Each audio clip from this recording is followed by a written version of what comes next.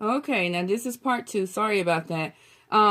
Just be careful because there's nothing holding this plunger in, and it could fall out. If it fall out, then you have to start over and get a new plunger, and that's just not cost effective. So I'm holding this kind of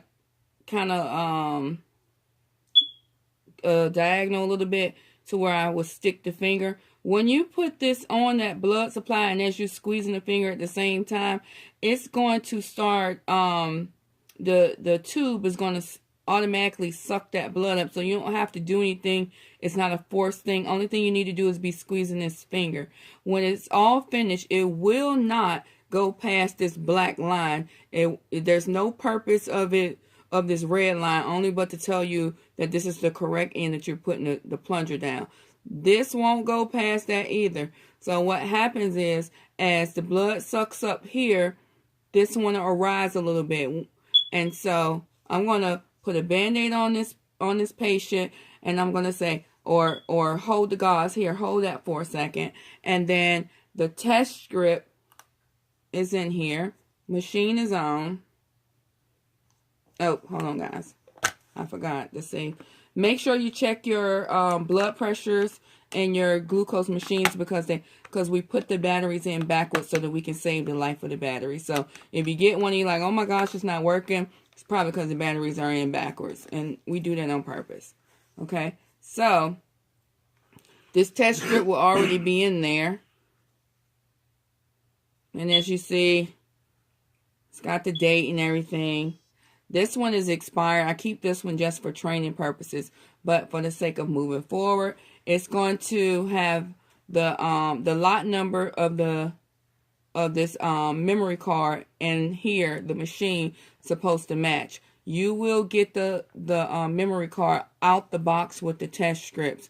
It's going to be 40 test strips in all. We have enough for 40 participants, but you will have enough for 38 because 2 will be used on the controls that day. Okay, I'm going to put this down for a minute. I'm going to put this in here. See where it says run test? If this had been a real test, it would have a little script right here, and then it'll say run test.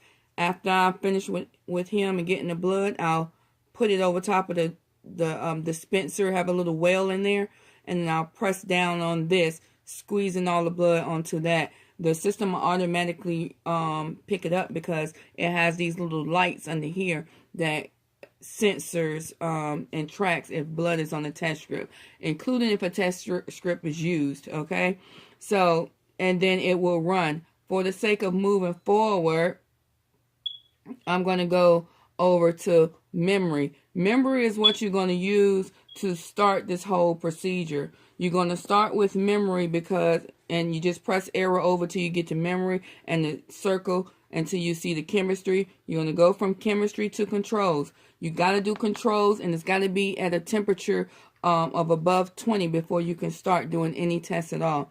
When you hit controls, you're going to do, excuse me, let me go back. Okay, here we go. Exit. Controls.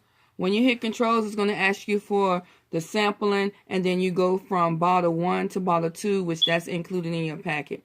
Okay, that's pretty self-explanatory. But back again, I'm going to get out of here so you can see what if I had got a real sample, then you would have saw what, first the glucose would have came up, and it would show the date, the time, and then the results. This is what you write on your intake form in a according spot on your sheet.